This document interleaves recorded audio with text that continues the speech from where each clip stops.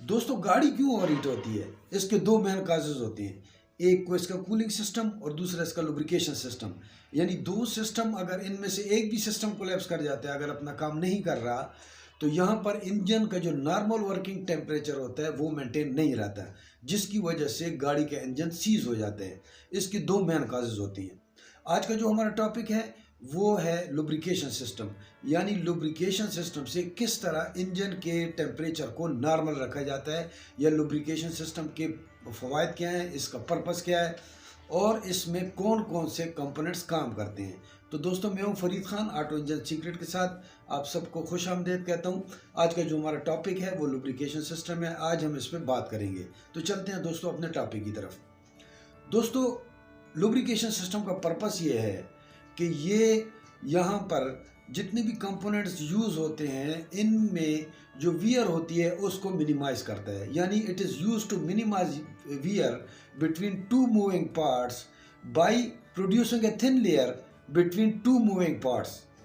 या for example हम कह सकते हैं कि शॉफ्ट है या बेरिंग्स वगैरह हैं, तो ये पार्ट्स जिस टाइम पे अपना फंक्शन कर रहे होते हैं, इन दोनों के दरमियान में वियर को रोकने के लिए लुब्रिकेशन सिस्टम जो है वो काम करता है। दूसरा जो होता है, इसका मकसद ये होता है कि ये है कि ये प्रिवेंट करता है मेटल टू मेटल कांटेक्ट को। यानी दो मूविंग पार्ट्स हैं, फॉर एग्जांपल सिलेंडर में पिस्टन मूवमेंट कर रहा है, तो वहाँ पर ये पिस्टन और जो है सिलेंडर वॉल, इन दोनों के दरमियान में एक थिन सी फिल्म को जो है वो वहाँ पे प्रोड्यूस करेगा, एक जो है ना झिल्ली सी जो है प्रोड्यूस करेगा, ताकि दोनों के दरमियान में कंटेक्ट जो है वो ना हो सके। यानी ये क्या करता है कि it prevents metal to metal contact between two moving parts.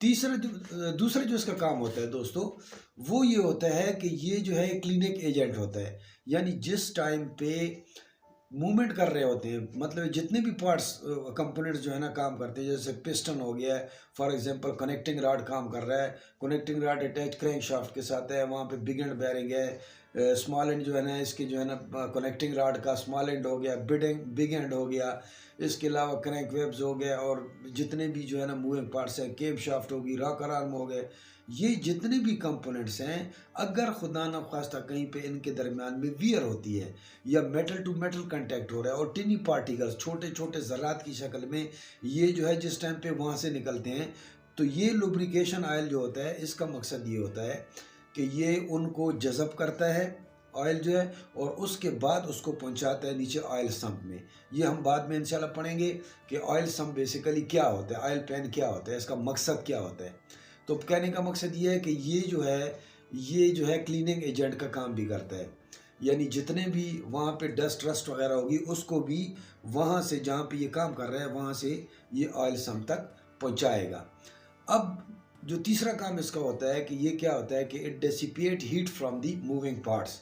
यानी कि इंजन ऑयल जो इसमें इस्तेमाल होगा, वो इंजन ऑयल जो होता है, जो मूविंग पार्ट्स होते हैं उनमें से जो हीट उसमें प्रोड्यूस होती है, यानी रेसिप्रोकेटिंग मूवमेंट है या रोटरी मोशन में है, क्रैंक शाफ्ट काम कर रहा है या केम शाफ्ट रोटेट कर रहा है या पिस्टन अपवर्ड डाउनवर्ड मूवमेंट कर रहा है, तो वहाँ पर कि जितना भी वहाँ पर टेम्परेचर बिल्डअप होता है, तो ये क्या काम करता है कि ये उनमें से टेम्परेचर को नॉर्मल करता है, यानी डेसिपिएट करते हैं, उसको ख़त्म करते हैं।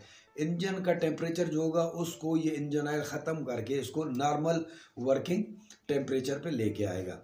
और दूसरा काम ये क्या करेगा कि ये जो हीट होगी जो प्रोड्यूस हो रही है, मतलब ये कंपोनेंट्स में हो रहा है, जो मेटल में से हीट प्रोड्यूस हो रही है, उसको क्या करेगा कि ये ऑयल कूलर तक शिफ्ट कराएगा, यानी अपने अंदर अब्जॉर्ब करेगा और ऑयल कूलर तक पहुंचाएगा कि वहाँ पर जाकर इसकी कूलिंग हो। ऑयल कूलर क्या है?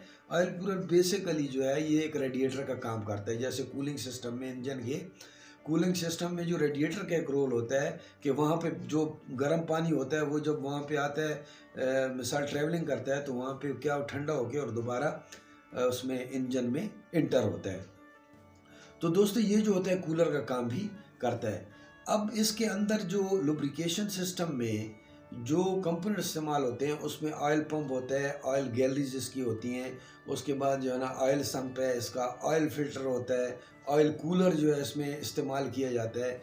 ये सारी चीज़ें मिल के लुब्रिकेशन सिस्टम जो है उसकी शक्ल में जो है वो एक काम करती हैं। तो कहने का मकसद ये है कि जितना भी प्रोसेस है फ्रॉम टॉप टू बॉटम, उसका मकसद ये है कि ये जिस टाइम पे इंजन अपना काम करता है, इंजन जो पावर स्ट्रोक हमें दे रहा है, इंजन जो रन कर रहा है, उसमें जितनी भी हीट प्रोड्यूस हो रही है उसको नॉर्मल रखा जाए, मेटल टू मेटल कांटेक्ट को रोका जाए, सरफेसेस को आपस में मतलब ये है कि इन कांटेक्ट होने से बचाया जाए। तो दोस्तों आज का जो हमारा टॉपिक था वो सिर्फ इसका इंट्रोडक्शन था कि ये जो है ना इसका पर्पस क्या है और ये किस लिए इस्तेमाल होता है।